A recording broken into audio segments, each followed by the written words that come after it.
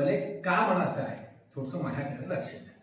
तर मला हे म्हणायचं आहे की एक नाही दोन नाही तब्बल 18 वर्षाच्या नंतर आरसीबीनं आयपीएलची फायनल मॅच जिंकली आणि आरसीबीनं आयपीएलचा कप आपल्या हातामध्ये उचलला. अर्थात आरसीबीच्या फॅननी संपूर्ण देशभर हा आनंद सेलिब्रेट केला. सगळीकडे आरसीबीच्या नावानं जयघोषणा विजय घोषणा लागत होत्या.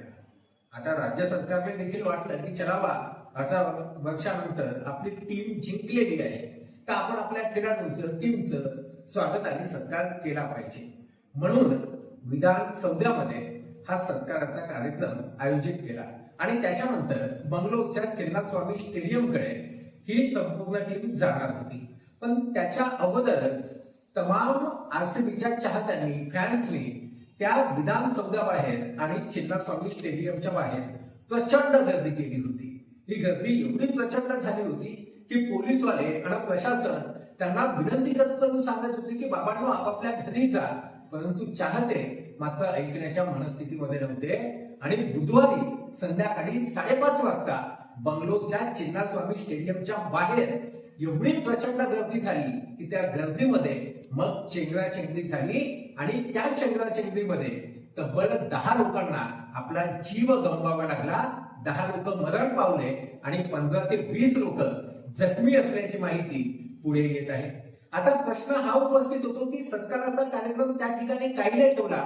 याच्यापेक्षा महत्वाचं हे आहे की एवढे लोक त्या ठिकाणी नेमके कोणत्या कामासाठी गेले होते. म्हणजे त्या ठिकाणी काय रोजगार वाटपाचा कार्यक्रम होणार होता का की आपल्या कुटुंबासाठी मोठ्या मोठ्या योजना आम्हाला भेटणार होत्या का. मग अशातलं काहीच नव्हतं. तरी एवढे लोक का गेले. अबे कधी वावराच्या दुधावर काम करणाऱ्या बापाने शिदोरी नेऊन द्यायला आम्हाला वेळ भेटला नाही.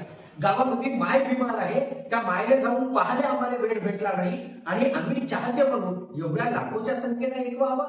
आज विराट कोहलीचा आनंद अगदी ज्या पद्धतीने तुम्ही फॅन्स आहात तुम्हाला तो आनंद होतोय तोच आनंद आम्हाला देखील झाला. विराट कोहलीच्या डोळ्यामध्ये पाणी पाहून आनंदाचे अश्रू आमच्याही डोळ्यामध्ये आले. पण हा आनंद नेमका कसा साजरा करायचा हे आता तुम्हाला आम्हाला समजलं पाहिजे.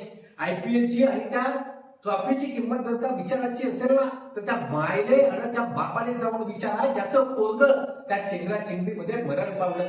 त्या बायकोने जाऊन विचारा जिच्या कपाळावरचं कुंकू त्या चेंगराचेंगरीमध्ये पुसलं गेलं. त्या तान्या पोराने विचारा ज्याचा बाप त्या चेंगराचेंगरीमध्ये मरण पावला.